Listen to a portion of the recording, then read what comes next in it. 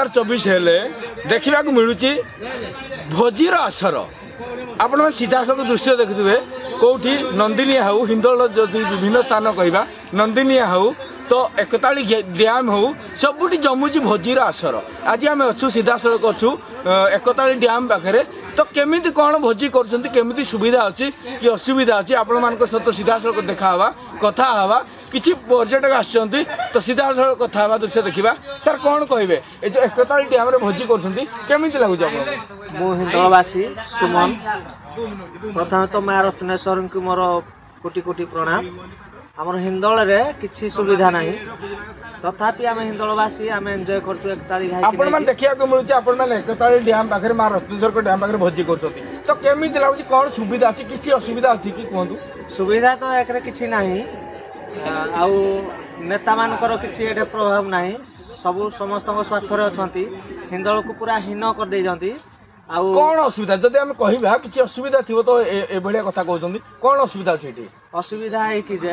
आमर एटे पानीर सुविधा नहीं आउ रास्तार गमनागमन सुविधा नहीं किंतु तथापि हिंदोलवासी एटे आपण मैंने जब देखिए बर्तमान कहले पानी सुविधा नहीं तो कौटू पानी आनिक भोजी कर पानी आमे माने निज सुविधा रे निज आमर अच्छी गोटे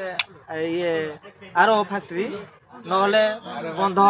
नाल यू आम संग्रह करके भोजी आम देखा आम पुणी एक स्थान में पहुँची जोटि कि जमुची भोजीर आसर आम पाखे अच्छा सीधा सड़क अच्छा ब्लॉक चेयरमैन अच्छा चलते सीधा सड़क कथा सहित मैडम कौन कहे जो भाई भाव में आज भोजी कर पानी सुविधा अच्छी कि कौन असुविधा होती कौन सुविधा रोचे कहे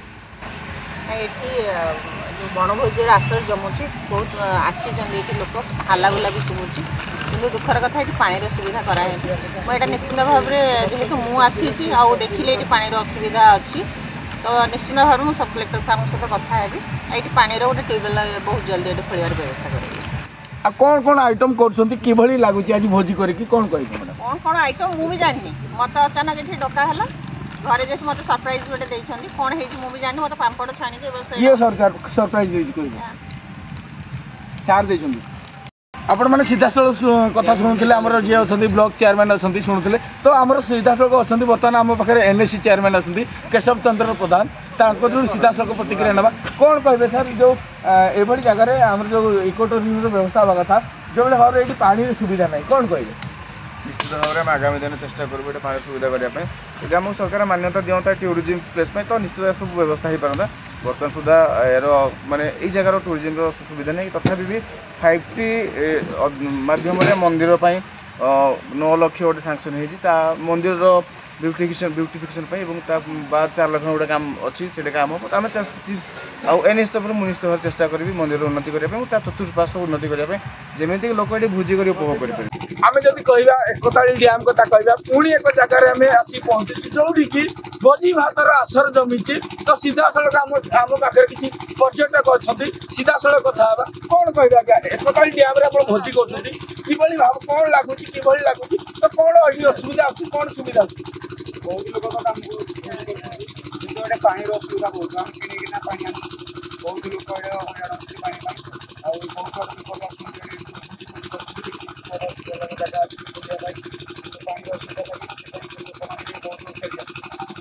आपण मैंने शुणुले सीधा सड़क दृश्य शुणुले एकताली डैम हिंदोल जोटा कह दर्शनीय स्थान कह एकताली डैम कथा कह